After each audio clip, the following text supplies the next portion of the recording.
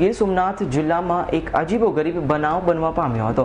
માછીમારી કરતી વેળા 10 વર્ષ અગાઉ ગુમ થઈ ગયેલો યુવાન ગતરોજ અચાનક જ આવી જતા પરિવારમાં હર્ષનો માહોલ જોવા મળ્યો હતો।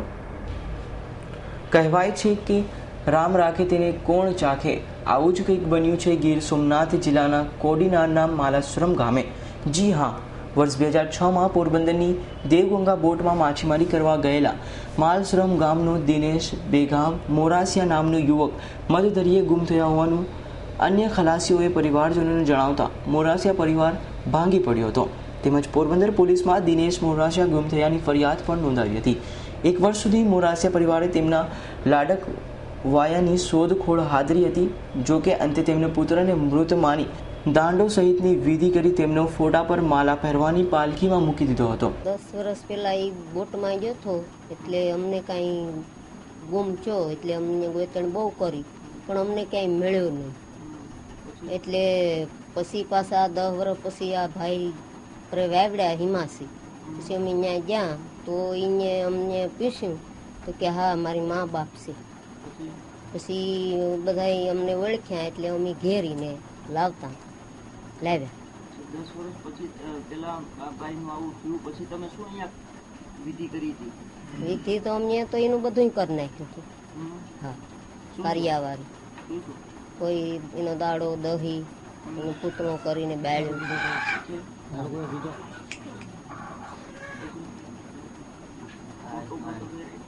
હા, ફોટો તો અમને રાખ્યો હતો એનો, અમે એને દીવો ધૂપાઈ કરતા હતા। હા, અમને એમ કે અમારો છોકરો ગુમાસ થઈ ગયો હતો। મોરાસિયા પરિવારે તેના વાલસુયાની 2006ના વર્ષમાં ખૂબ શોધ ખેલ કર્યા બાદ તેને મૃત સમજી ભૂલી ગયા હતા।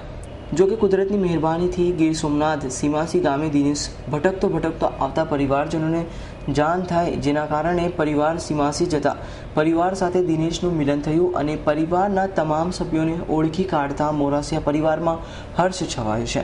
ક્યાં જતો? તો પોરબંદર ક્યારે? માલસમ ક્યારે ગયા હતા? એ બધી કઈ ખબર નહીં। શું યાદ છે? યાદ છે કે દરિયામાં નાખી દીધો પાણીમાં, એ બધી યાદ। દરિયામાં કરતો?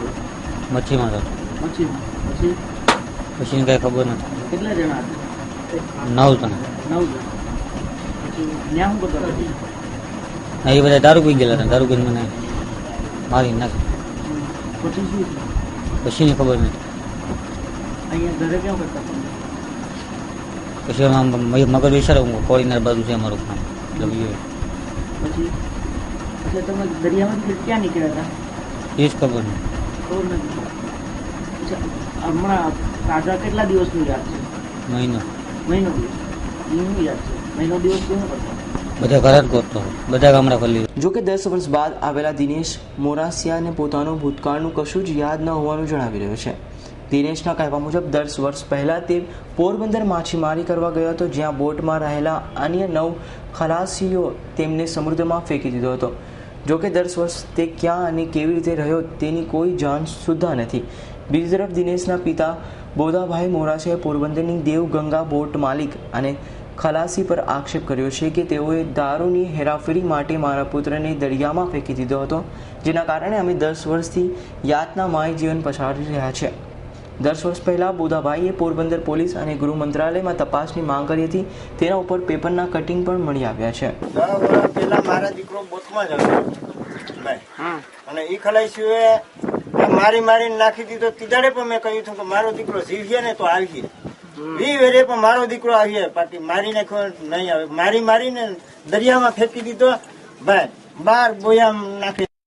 ન્યારી મારો દીકરાને બીજા બોટવાળાએ બસાવી લઈ લીધલ અને ગમે એ વિદેશથી પણ પાછો આવ્યો। હું એટલે મને અમે 10 વર્ષ સુધી દીકરા વગરના કરી દીધા। સારો વસ્ત્ર મેં પહેર્યું નથી। હું એટલે એને ખલાસીના ભેગા હતા ને હેઠિયો તો હજી સુધી હેઠિયો કે મારી બોટમાં નતો તો આ ક્યાંથી આવ્યો? હે, એટલે એને સજા મળવી જોઈએ। આ મારે સેલન છે, અમને 10 વર્ષ દીકરા વગર ના કરી દીધા। એક તરફ મોરાસિયા પરિવારનો દીકરો 10 વર્ષ બાદ ઘરે પરત ફરતા આનંદ છવાયો છે, તો બીજી તરફ તેની યાદશક્તિ ગુમાવી હોવાના કારણે પરિવાર ચિંતિત બન્યો છે। જોકે યુવકને દરિયામાં ફેંકી દેવાયો હતો કે અન્ય કોઈ કારણ છે જેની તપાસ હાથ ધરાય તો સત્ય બહાર આવે. જોકે હાલ 10 વર્ષ બાદ ઘરે પરત ફરેલા દિનેશના ઘણા લક્ષણો અલગ પડતા હોવાથી અનેક સવાલો ઊભા થયા છે. રાકેશ પરડવાનો report, S9 news, Gir Somnath.